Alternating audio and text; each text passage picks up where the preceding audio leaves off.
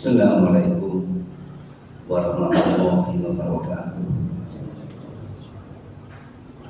Alhamdulillahirrahmanirrahim. Alhamdulillahi khalaqas samawati wal ardi wa ja'ala zulumati wan nur ma'adina kafaru bi rabbihim. Asyhadu an la ilaha illallah wa asyhadu anna Muhammadar Rasulullah. Allahumma shalli ala Muhammad wa ala ali Muhammad.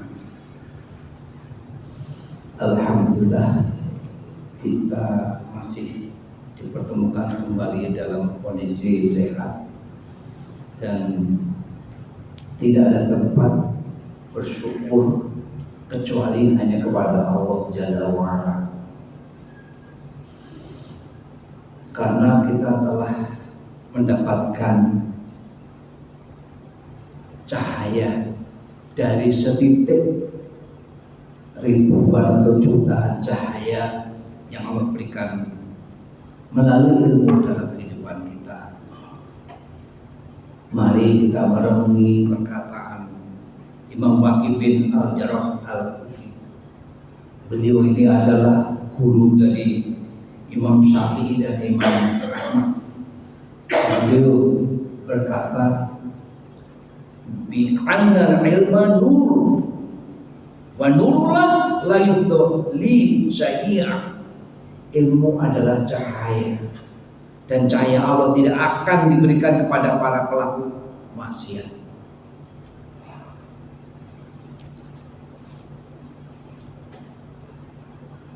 Artinya apapun yang kita lakukan hari ini, dari tadi pagi, dari kita bangun pagi sampai nanti mau tidur lagi, maka itu adalah nur dan itu adalah nasrullah, pertolongan Allah.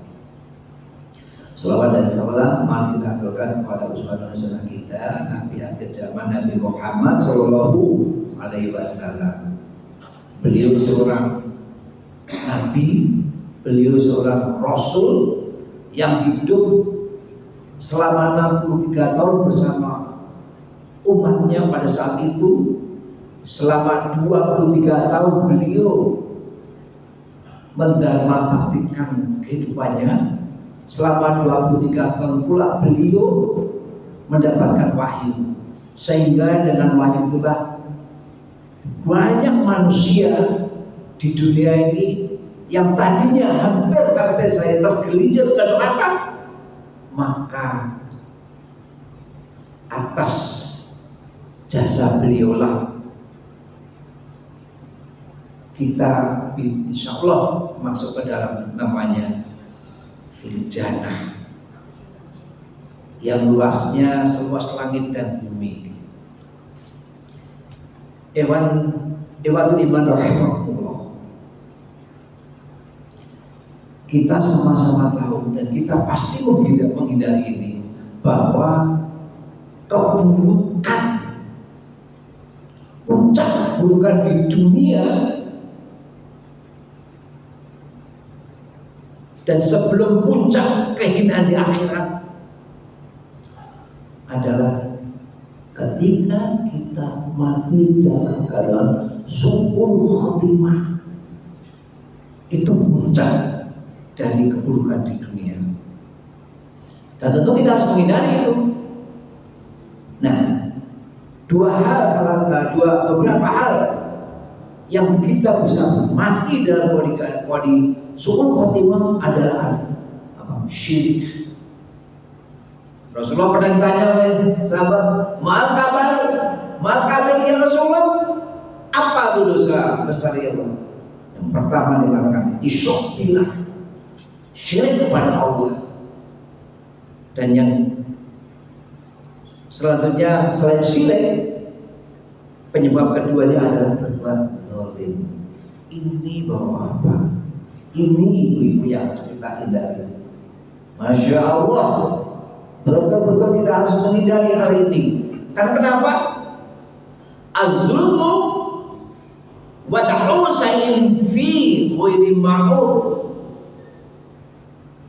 Sesungguhnya dolim meletakkan sesuatu tidak pada tempatnya. Misalnya kita buang tisu bekas di tempat sembarangan, itu namanya dolim.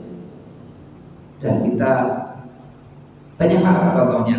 Nah, salah satu akibat kita melakukan dolim yaitu apa? Adalah mengalami kebangkitan di hari kiamat kelak. Bahwa dari ibu yang menghormati, ketika kita seorang pebisnis atau pengusaha, kita bangkrut, jelas tidak punya dirham, tidak punya dinar. Dan bila kita tidak bertobat kepada Allah SWT dan memohon maaf kepada orang yang kita zalimi ketika dunia, inilah yang namanya maaf. Jamaah pecinta ilmu syar'i, ini peringatan bagi saya yang mencubur di depan ini, yang ngomong di depan ini, juga mungkin kepada jamaah yang lain.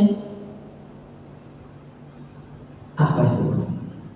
Kita perlu tahu, ternyata di hari kiamat kelak ada orang yang soleh, ada orang yang bertakwa, ada yang taat kepada Allah, masuk neraka.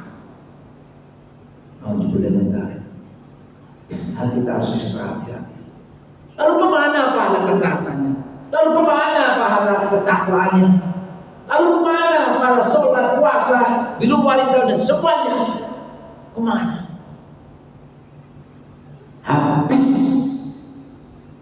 Habis semua, habis semuanya. Gara-gara apa?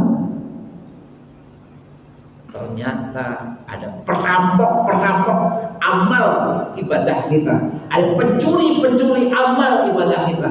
Dan ini yang kita mesti sadari, dan ini kita mesti waspadai. Jangan sampai ada perampok. Dan ini pula lah judul pada kultur pada pagi ini, perampok amal kita kelak. Di dalam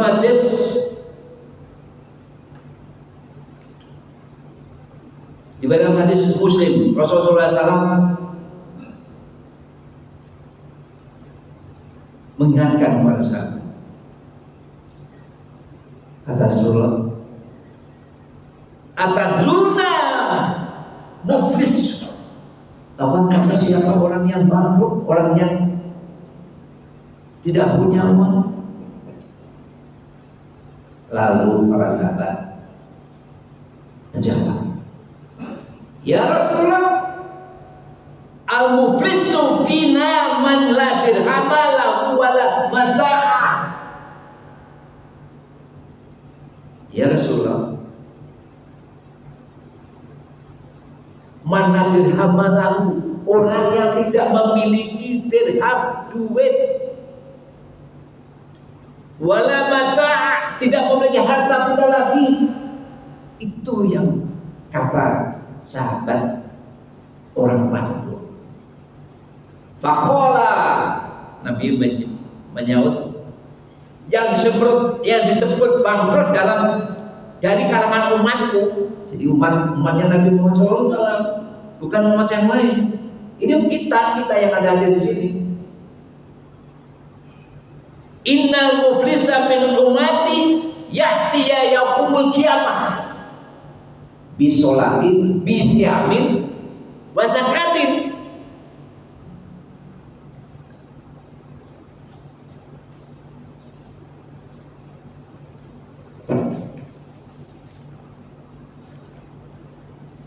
Jadi Nabi mengatakan innal muflisina min ummati, sesungguhnya orang yang benar-benar bangkrut di kalangan umatku siapa? Man ya'tiya yaumul qiyamati bisolatin, orang yang datang menghadap pada Allah dengan pahala apa? Dengan pahala sholat, dengan pahala puasa, dengan pahala haji, dengan pahala semuanya. Sholatnya penuh, tidak pernah borong, full. Tidak pernah sekalipun meninggalkan sholat, beres sholatnya. Bukankah tidak tahu bahwa yang pertama kali nanti dihisab adalah sholat kita? Bagaimana dengan sholat kita? Ini full, ini beres. Begitu juga dengan wasiamin, puasanya beres. Puasa Ramadan beres, puasa sholat sunnah, puasa sunnah beres, aman. Tapi Nabi mengatakan bangkrut orang itu. Lalu apa yang membuat kita bangkrut? Apa membuat orang itu bangkrut? Maka Rasulullah menjelaskan, wa ya'tiqad syatama hadza wa qata hadza wa kalama hadza wa sabaka dama hadza wa daraba hadza. Ada 5 hal yang disebutkan oleh Rasulullah SAW. Dan ini kita harus ekstra hati-hati bahwa pada ibu yang Allah rahmati, terutama untuk hamba yang dhaif ini. Yang pertama adalah wa ya'tiqad syatama hadza. Kata Nabi, kenapa dia bangkrut? Kalau mereka mandang Allah dengan banyak pahala, tapi juga dengan apa? Dosa syatama. Apa itu syatama? Dosa pernah menghina orang lain, pernah melecehkan orang lain, pernah merendahkan orang lain di dunia, dan dia tidak selesaikan di dunia dalam arti dia tidak minta maaf pada orang tersebut sebelum mati tentunya. Itulah perbuatan dosa syatama. Itu yang kita mesti tahu. Jangan sampai kita melakukan menghina orang lain, melecehkan orang lain, merendahkan orang lain. Bapak Ibu, kita harus ekstra hati-hati. Walaupun rajin sholat, walaupun rajin ke masjid, walaupun rajin ikut pengajian, bahkan istighfar, Allah tidak akan terima tobat dan istighfarnya. Dan jika tidak diselesaikan dunia karena syatama tadi, pasti akan diselesaikan di akhirat. Lalu bagaimana cara menyelesaikannya? Maka hadis selanjutnya, fayuto hadza min hasanati wa hadza min hasanatihi. Ngeri. Cara menyelesaikan sebagai gambaran seperti ini. Yang pertama, tentu kita akan dicek. Ini apa? Ini orang ini pernah sadar nggak? Berbuat apapun kebaikan di dunia kalau tanpa sadar, artinya apa? Mereka non muslim, Allah tidak akan terima. Di dunia iya banyak orang dia diterima bagus, tapi dia tidak diterima. Berarti kalau orang itu sudah sadar, sholatnya beres, puasanya beres, zakatnya beres, hajinya beres, dia punya tiket ke surga. Tiket surga sudah di tangan. Tetapi ketika mau melangkah ke surga, ada yang interupsi, ada yang tunjuk tangan. Ya Allah ya Rabb, dia jangan masukkan ke surga. Ada yang protes. Kenapa? Karena dia pernah menghina saya di dunia, pernah melecehkan saya di dunia, dan dia belum minta maaf kepada saya. Maka cara menyelesaikannya adalah fayuto hadza min hasanatihi wa hadza min hasanatihi. Apa itu? Akan diambil kebajikan-kebajikan, pahala-pahala. Mulai dari mana? Mulai dari sholat, dari pahala sholatnya. Bapak datang sering ke masjid, melakukan ibadah sholat, itu akan diambil pahalanya Bapak. Dikasihkan kepada orang yang dizalimi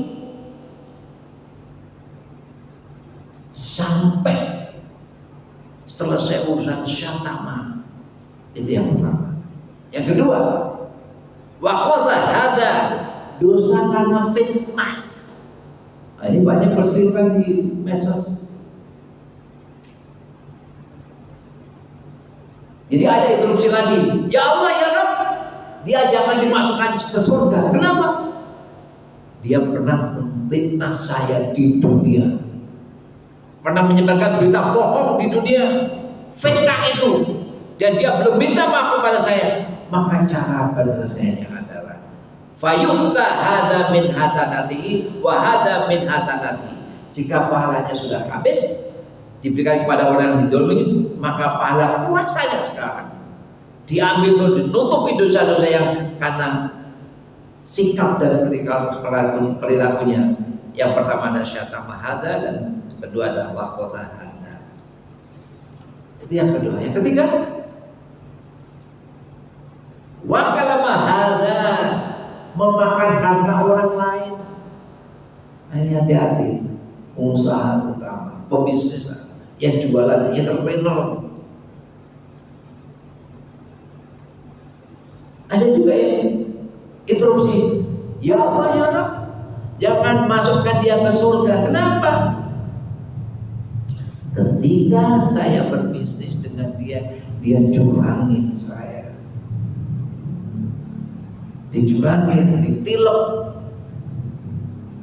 sampai dengan akhirnya dia meninggal, dia belum pernah minta maaf. Jadi harus dibalas. Bisnis tadi harus dibalas. Tapi Rasulullah berkata, beliau bersabda di dalam hadis Bukhari nomor 2449, Rasul tegaskan, la yakuna dinarun wala dirhamun, yang ketika itu tidak ada bermanfaat dinar dan dirham. Jadi harta sudah tidak bermanfaat ketika di akhirat. Maka apa baik cara bayarnya? Dari sikap pebisnis yang curang, yang menilep ini. Mungkin kalau di antara kita mungkin bisa jadi yang namanya IPP ataupun zakat atau apalah yang diberikan dia. Maka dia bayar dengan apa? Amalun sholihun uqiza minhu bi qadri maslamati. Maka nanti pada hari kiamat bila dia memiliki amal soleh, itu akan diambil dan sebanyak misalnya, kalau pahala puasa habis maka untuk membayar hutang pahala zakatnya yang tadi, sampai pahala zakat tadi habis sampai selesai hutangnya. Bahwa bisa kita bayangin, misalnya ada seorang presiden di negara antah berantah melakukan korupsi. Masya Allah, itu seluruh penduduknya menggugat. Itulah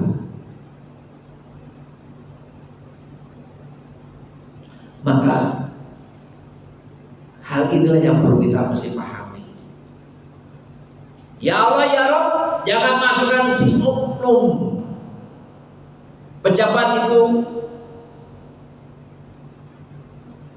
dimasukkan ke surga. Kenapa? Karena mengkorupsi uang rakyat. Bahwa kelak di Qadirul Jalil, pengadilan di hari kiamat, Allah itu maha benar. Innallaha sari'ul hisab. Sesungguhnya Allah amat cepat hisabnya. Itu ada di surat 40, surat Ghafir atau surat Mu'min ayat 17. Maka semuanya karena di akhir kelak akan dibongkar. Tidak ada yang tersembunyikan sedikit pun. Semua melihat, semua melotot, semua mengerti hak-haknya dizolimin. Kalau sekarang mungkin tidak berani. Kelak nanti di akhirat. Sebagai pemisalan yang tadi, ketika seorang presiden melakukan korupsi, yang menuntut berapa? semua rakyatnya. Katakanlah kalau rakyatnya itu 270 juta. Ya Allah, semuanya tunjuk jari semuanya, semua komplit semuanya.